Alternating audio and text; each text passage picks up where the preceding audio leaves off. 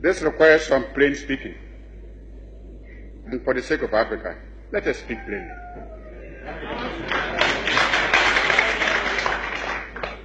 As I see it, our greatest danger stems from disunity and the inability to see that the realization of our hopes and aspirations, the realization of our objective of total African independence, and of our future progress and prosperity is inextricably bound up with the necessity to unify our policy and actions in connection with the continued struggle for independence and the greater task of economic and social reconstruction beyond it. We must therefore face the issue of African unity now, for only unity will make the artificial boundaries and regional demarcations imposed by colonialism obsolete and superfluous. African unity will thus provide an effective remedy for border disputes and internecine troubles. In a united Africa, there could be no frontier claims between Ethiopia and Somalia, or between Zanzibar and Kenya, Guinea or Liberia, or between Ghana, Togoland, and the Ivory Coast. Because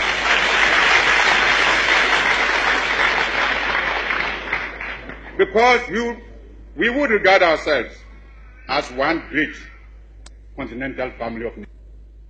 Some of the leaders, it must be confessed, do not see the struggle of their brother Africans as part of their own struggle. Even if they did, they would not be free to express their solidarity.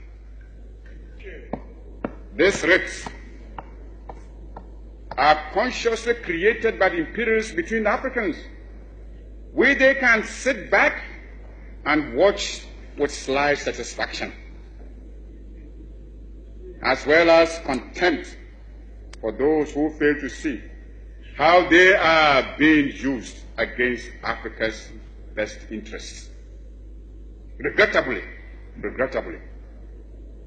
those states include some who were among the freedom fighters of yesterday and who haven't won their independence, are willing to drop it for some token aid and thereby deny to those still struggling for freedom even their moral support. Here is a phenomenon against which all African freedom fighters must be on their guard and resist to the utmost. Even though I appreciate the difficulties facing us, I must admit, I find it strange to watch some of us returning willingly to the colonialist fold. This time, they don't even have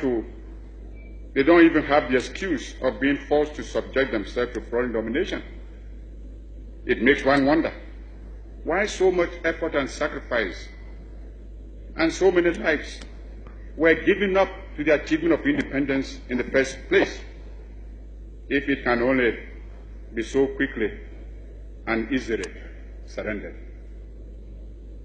Unhappily for us, colonialism creates in some intellectual allegiances which are not severed at the moment of independence, but remain to condition loyalties away from Africa toward the metropolis which draws them. They are unable, it would appear, to accept the idea that Africans can get together to make viable and growing concern of a combined African continent, but rather see their salvation in coming together in association like the Franco-African community mooted recently at Bangui.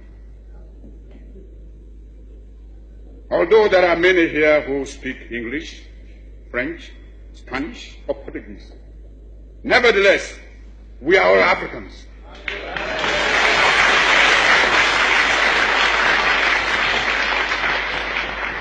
Africans fighting for Africa's independence, Africa's unity, Africa's future.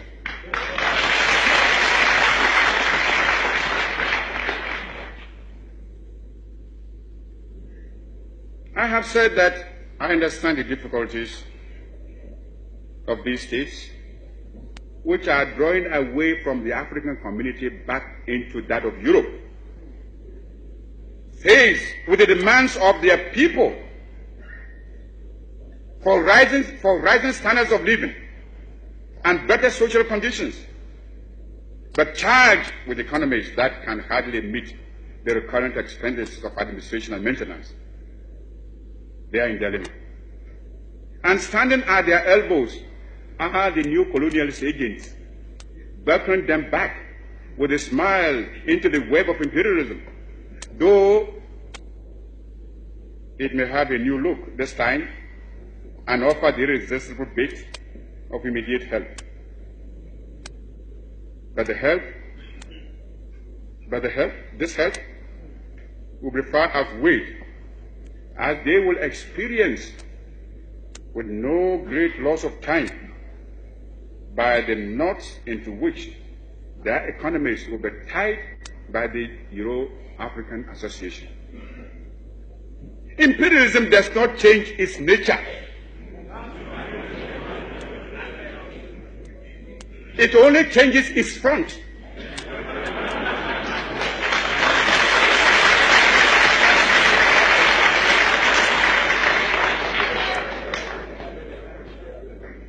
It still needs colonial appendages, whether in name or in fact, to exploit and at the same time to support its Cold War strategy. In the face of this serious threat to our economy, the independence in Africa, we must begin to build immediately our own continental common market.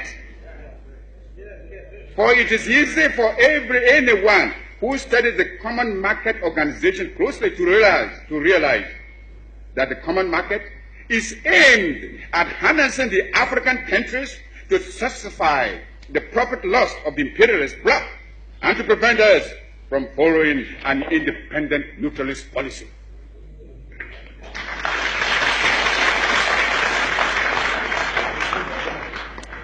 It is easy to see that the imperialists and the colonialists are determined to retain the African countries in the position of suppliers of cheap raw materials.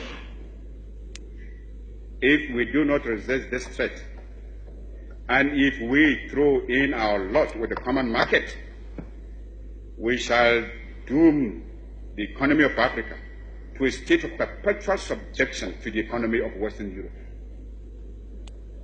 This will, of course, hinder the industrialization of our young African states. It is impossible to think of economic development and national independence without possessing an unfettered capacity for maintaining a strong industrial power. The activities of the common market are therefore fraught with dangerous political and economic consequences for the independent African states. The organization constitutes an attempt to replace the old system of colonial exploitation by a new system of collective colonialism, which will be stronger and more dangerous than the old evils we are striving to liquidate from our continent.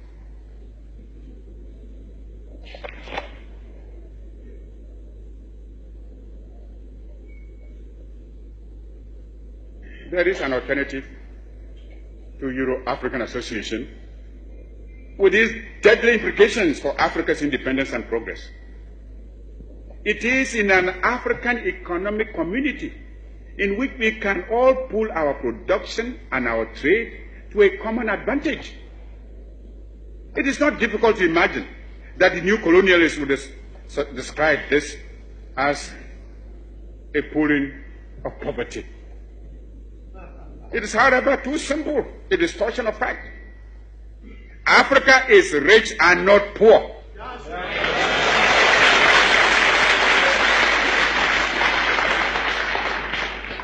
As the great wealth that has been taken out of our continent over 5 centuries of spoliation and extortion very well proves. Africa has immense actual and potential wealth: gold, diamond, copper, manganese, bauxite, iron ore, uranium, asbestos, chrome, cobalt, a host of other minerals.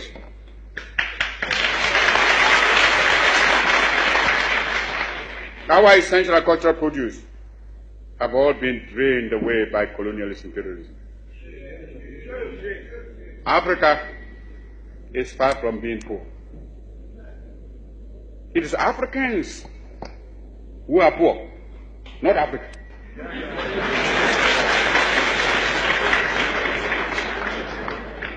And they are poor because of the uncounted profit that has been made out of the exploitation of their labor and their lands.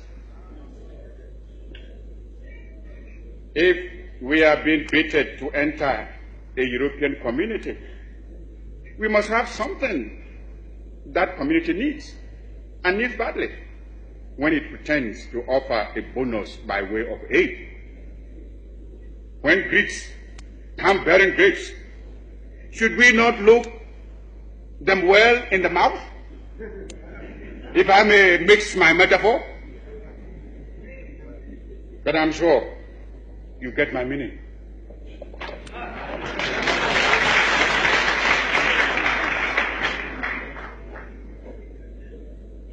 When we, new, untried, inexperienced states, are flattered into European alliances, we enter not as equals, but as suppliers of primary products at the generosity of industrial competitors. How generous they can be, we have learned from our sad experience over a good long time. Who fixes the prices? Who can play off one against the other by allowing the goods of associates in free of tariff and princely tariff on others? As long as it is possible to deal with this singly, one by one, we are at the mercy of the imperialists rather than their generosity. And we shall find ourselves in the same old crept state of receiving the lowest possible prices for our raw materials, while those of us who are obliged to buy their manufactured goods because of being members of the association will pay for them through the nose.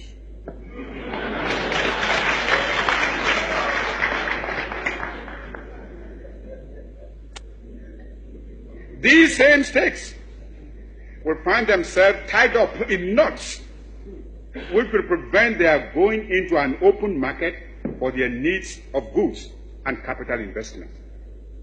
And above all, they will lose their option of non-alignment and find themselves dragged into the diplomacy of imperialist Cold War politics, which will operate against the independence and intrinsic interests of Africa.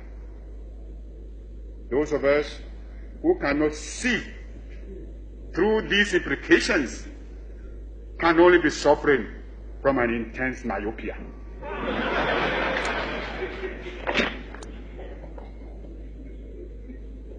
Within our African community,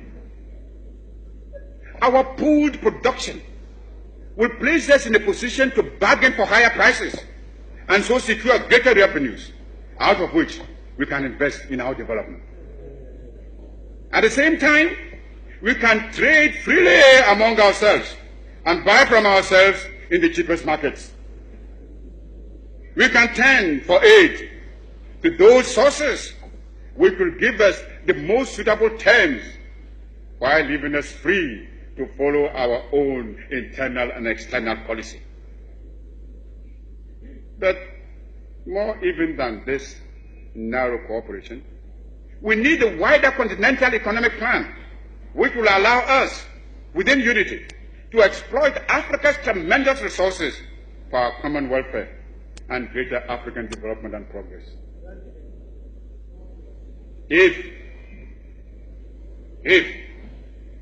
we are really sincere in our desire to see the end of imperialism in Africa, then, apart even from the consideration involved in African unity, we should turn away from any form of association with Europe, which, through its new colonialist control of our policies, will help rather to sustain that imperialism and undermine it. It is bad enough that our economies, as a legacy of colonial rule, are imperialist controlled, and that we have to strive every means to rid ourselves of this economic imperialism and secure our development and progress on solid African foundations.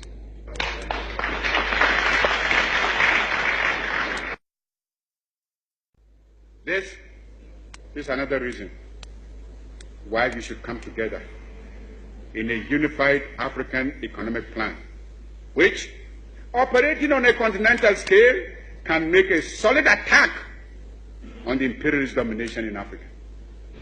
We should, without delay, aim at the creation of a joint African military command.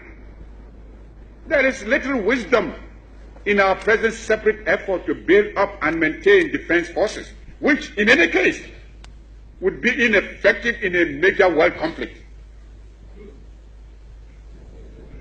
If we examine this problem realistically, we would ask, which single African state could protect itself against an imperialist aggressor? And how much more difficult this would be when some states are allowing the imperialists to maintain bases on their territories.